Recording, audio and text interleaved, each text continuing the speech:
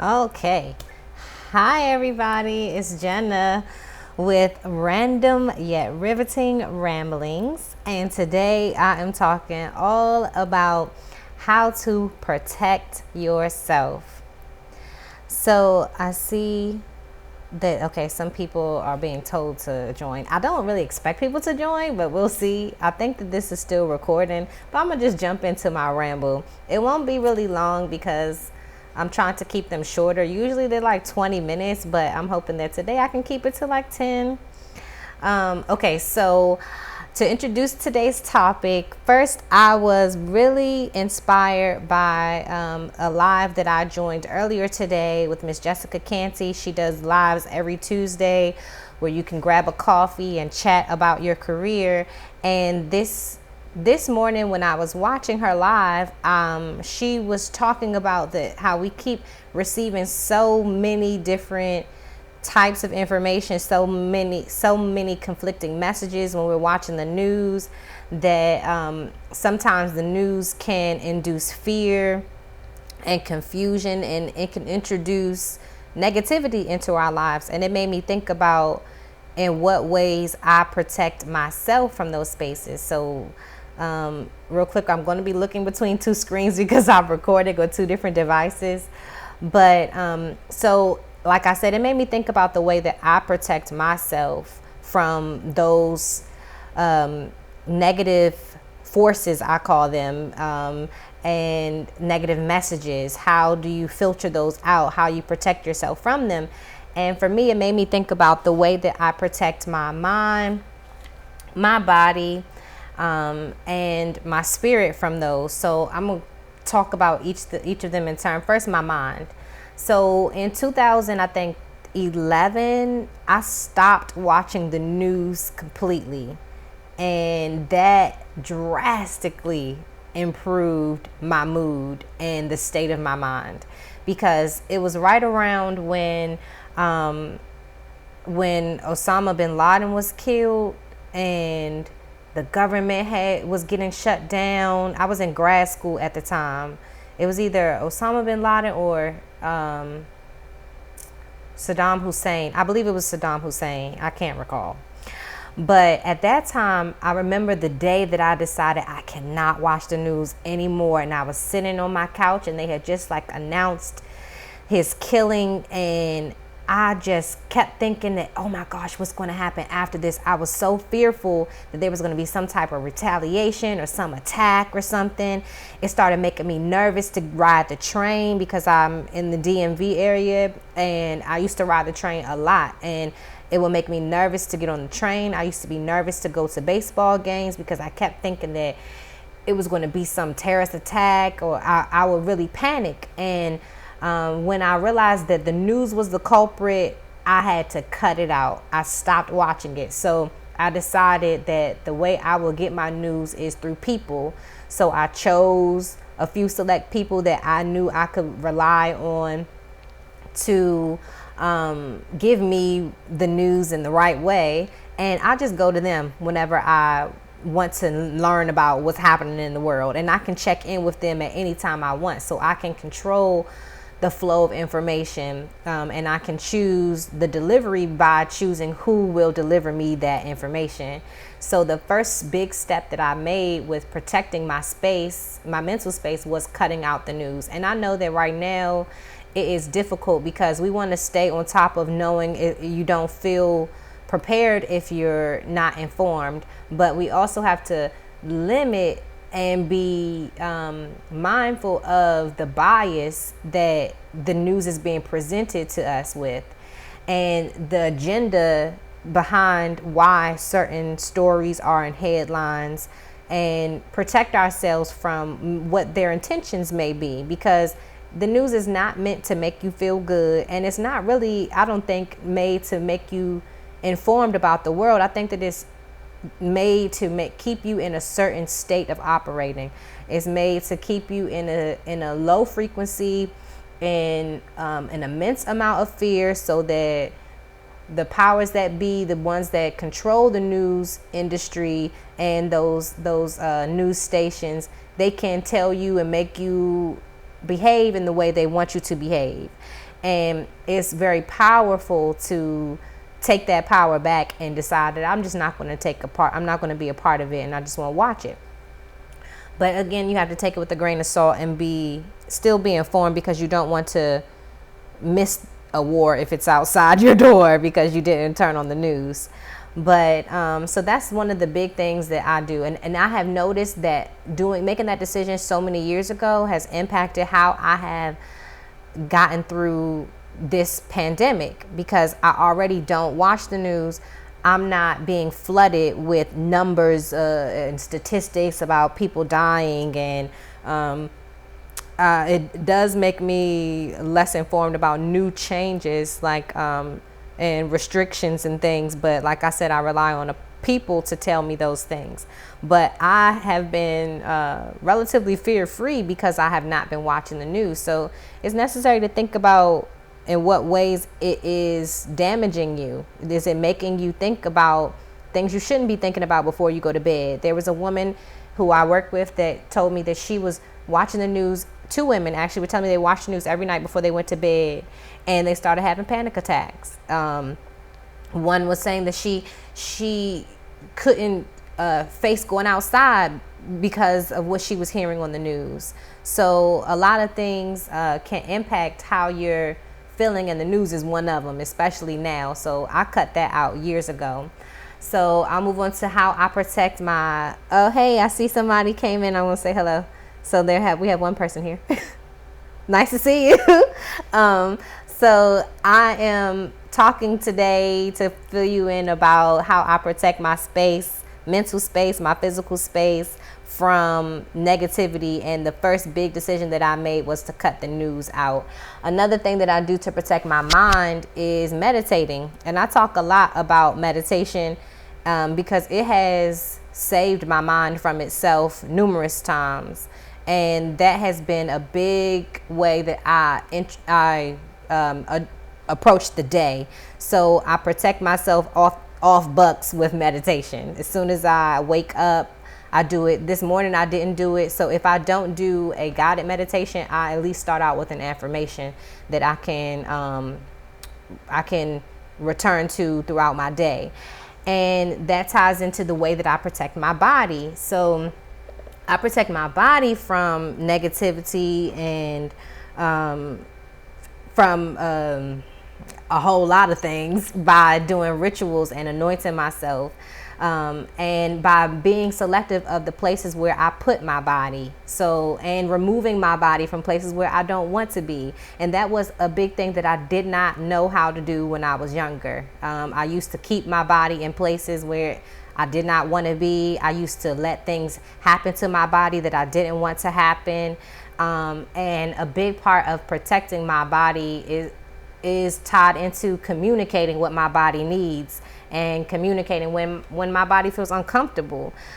So the things that I thought about this morning when I was thinking about protecting my body, I thought of how do I protect it from illness, and how do I protect it from places, like being in the wrong place. And when I was in college, I learned that it's really easy to get yourself out of situations. And I used to love just leaving parties if I didn't want to be there. But younger, I did not know how to do that. I put up a good show to make it seem like I chose what happened to my body. I chose where my body belonged, but I didn't. I let other people make that decision for me. So, another way that I protect my body is with yoga. And that is a big part of my rituals daily now. At one point, I used to do it every single day, but then I stopped. Now I'm back into doing it every day. And another huge part of protecting my body is with my diet. Now, I know that everybody's not vegan. I am, and I chose to become vegan because my body was acting crazy on a meat diet. So I started protecting my body by removing things from my body that shouldn't be there, and changing the way that I viewed the things that I allowed in my body. So meaning food, I changed the way I viewed food and viewed food just as medicine or as an enhancement to my life. So if If I was hungry, instead of choosing food that was just going to keep my gut busy and stop the feeling of hunger, I would think about, okay, well, what does my body need instead? And think about the food as I'm putting it in my body as serving a purpose. So I can't eat just because I'm hungry, because that's not a good reason to eat. I have to eat to be fed. I have to eat to be nourished. So changing the perspective of the way, the purpose of the things that are going into my body made me value and be more selective on what I took into my body. And that goes for food and people. The people that you want. Someone asked would I recommend fasting. Yes, I've heard that fasting is highly recommended in African practices. Like, I've been doing a lot of research in practices that predate colonization, and following Dr. Sebi's teachings, and fasting is recommended for cleansing the system, and so that you have an opportunity to allow your body to rebalance itself. But for me, fasting's not a good thing, because I used to fast for Ramadan when I identified as being Muslim, and I've only been able to do it maybe twice in my life, because every year I would end up in the hospital because from dehydration, I would get vertigo, and the lightheadedness and the dizziness. Fasting's not for me. So I have to have some type of sustenance in my body. But for some people, it really does work. Like Halim swears by fasting. Some people will do it as an act of self-control, or as an act of just protecting your mind and your body, because it gives you willpower, and it also cleanses your body from any toxins and things that are there. So yeah, it could be good for some people, but if you're gonna pass out, no, don't fast. So for my diet now, I just eat all plant-based. And I know that I've heard many people who are vegan talk about, like, they'll say, oh, I feel so much better, or my body feels this way in comparison to the way that it felt before. And I know for me, that's very true, because I was so sick before I was on a plant-based diet. I would get allergies, that doesn't have anything to do with my diet. Seasonal allergies, I would get them. But then with them, I would also get sinus infections. I would have a lot of mucus buildup. I would have a lot of stomach issues. I had IBS. I also got salmonella. I've gotten food poisoning on numerous occasions.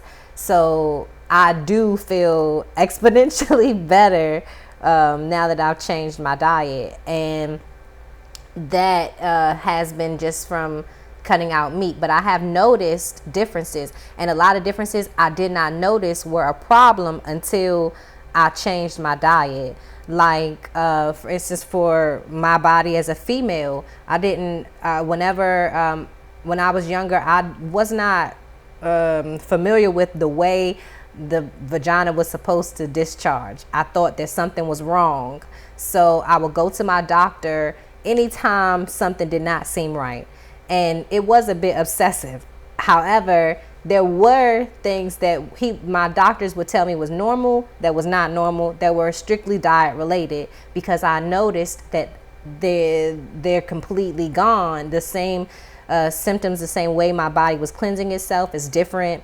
Smells are different, textures, colors, everything of any secretion that comes from your body will change when you change your diet. So especially for females, I would definitely recommend a plant-based diet, because with our wombs and our vagina being self-cleansing, you have to make sure that you're putting the right things in it so that it's taking care of itself the way that it needs to. And okay, so being mindful of time, it's 14 minutes, so I'm gonna wrap up with how I protect my spirit. So I talked about my mind with meditation and not watching the news, and and conversations help protect my mind too. They help express my mind, my thoughts, and help me know that I'm not alone in my mind. You know how sometimes you can have a way of looking at the world that will make you feel like I'm the only one that sees it this way. Having conversations with other people has really helped me protect my mind from negativity. And I said for my body, yoga, my diet, and was there something else that I said? Anointing myself with oils and breathing in sage helps too. And for my spirit, and then I'll talk about my physical space. So for my spirit, reading has been the number one thing that has really helped my spirit clear. And that means that when I'm talking about my spirit, I mean my communication with my creator in particular.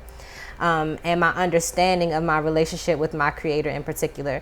And reading the right books has helped make that clear for me. I used to be very anxious about my relationship with my creator.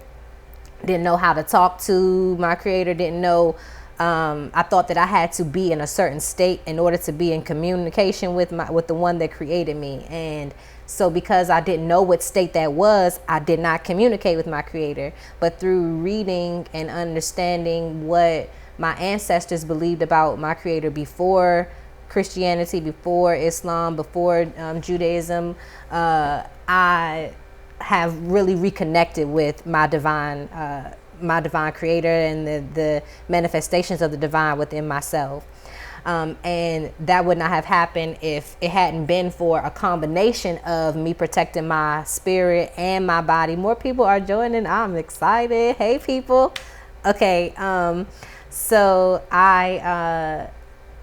for my spirit, reading has been the main thing. And also using the earth more. So using herbs, using mushrooms, using my diet has changed how I am spiritually and my mood. I meant to mention that that I noticed with my diet, when that changed, so did my mood. It was much more easy for me to regulate my moods because I was not ingesting meat. And I didn't know that or think about that until I started reading the book Sacred Woman by Queen Afua.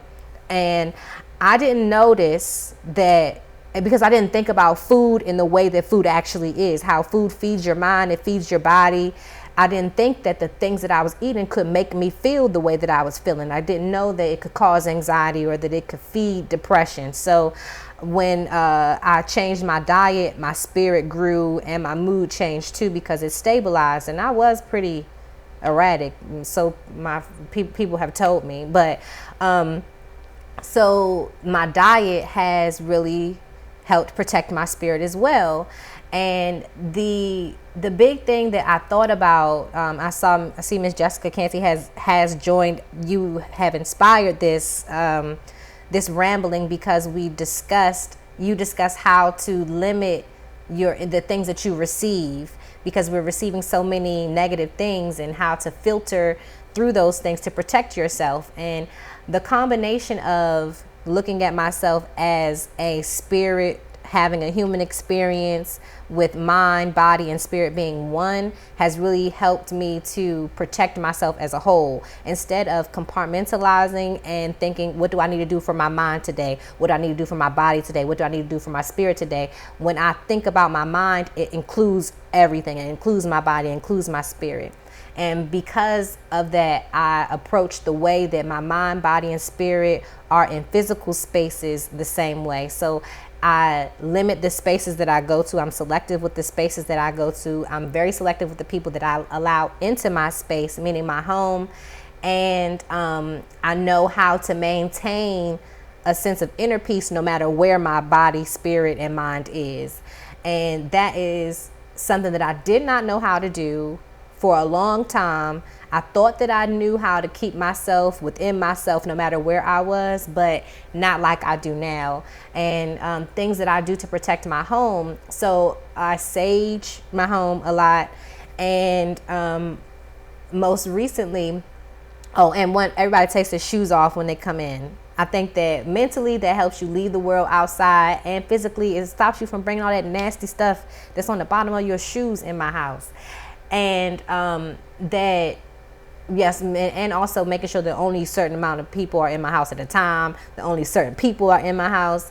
But I sage, and recently I was supposed to have some people come over so they can try mushrooms for the first time in my home. And because they were coming into my space, I was really mindful of the way that I was how I was preparing my space.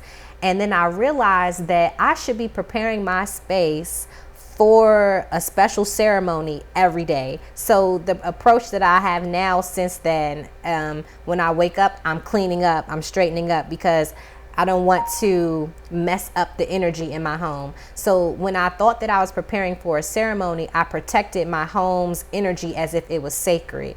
And I operated differently while I was in my home. And I didn't do certain things in my home that I thought would mess up that energy. And I realized that I should not just have that approach for a special ceremony. Every day should be a special ceremony every day, because it's a sacred place. So every day should be approached as if I am in a sacred place in my home. So I think that I've gotten all of that out now of my rambling. And I hope that perhaps this is kind of one-sided, this one-sided conversation can give someone some ideas of what ways you protect your mind, what ways you protect your body. If you want to comment and we could share what are some ways that you protect your mind, body, and spirit from the world, because the world has so many things in it that can damage us if we don't filter it through fearlessness, and if we don't filter it through being brave. And someone says riveting rambling. Thank you. That's why I tried. I named it random yet riveting. Though they are random thoughts that occur to me, they are riveting and worth sharing. So the purpose of me sharing it is because I want people to know that your mind is not alone, even though it's in your space. When you're thinking your thoughts, perhaps someone is thinking the same thought, and we don't know that until we share. So we have to remember that the things that we think, we birth, we create. And the things that we speak, we birth, we create. The things we feel, we birth and we create. So we have to be mindful of the way that we keep our mind, how we speak our mind, and how we receive other people's minds, how we receive information from other people, and the way that we send it out into the world. So I think that's going to be the end of my rambling. I'm going to leave it here, and I hope that you all join me again on my next rambling. I do not have them scheduled yet. Today is Tuesday. I may do a rambling every day, or Tuesday and Thursday. I have no clue because they're random. But I will introduce it before I get started so that it gives everybody a chance to join. Thank you for coming. Hi, Queen. I'm so excited that people have joined, because like I said, this is my first live. I'm just joining Instagram, and my hope is that more people will join and we can have a conversation about all the things that come to mind. I'm not sure what I'll ramble about next time. I have post-its written down. If anyone has any topics they would love to talk about, so you could send me a message. We could talk, and then I can make a random yet riveting rambling about the topics that are interesting to you too, and share my thoughts on that. So this has been 23 minutes and a success. I had about 4 people or so join my live. Yay. And I hope that you all will join the next one, and I'll make sure that I'll let you know if there's going to be a schedule or if it'll just stay random. So I'm going to end it now and say goodbye to everyone. Thank you so much for joining. And I'll see you on the next random yet riveting rambling. And I also have What Your Library Looking Like. I'll be talking about the book that I'm reading now, Behold a Pale Horse. It's knocking my socks off. Whew. And I'll be showing some more pictures of what I'm about to eat. And I'm actually about to eat something now, but I don't know what. I'm quite hungry. So I'm glad that we got to talk to each other. I'm really excited. This kind of made my day. So but I'm going to let you all go now, and I'm going to make myself something to eat, and maybe I'll send a picture and show you what I'm about to eat. Bye, everybody.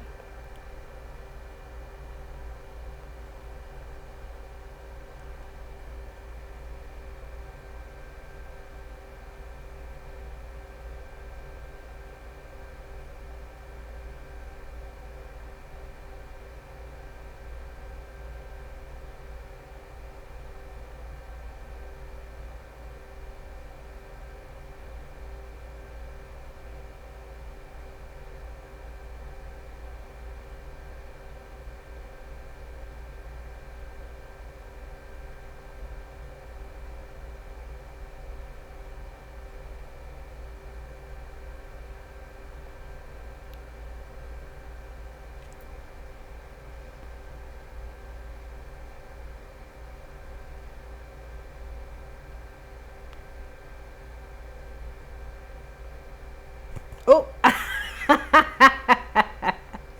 I forgot to stop the video.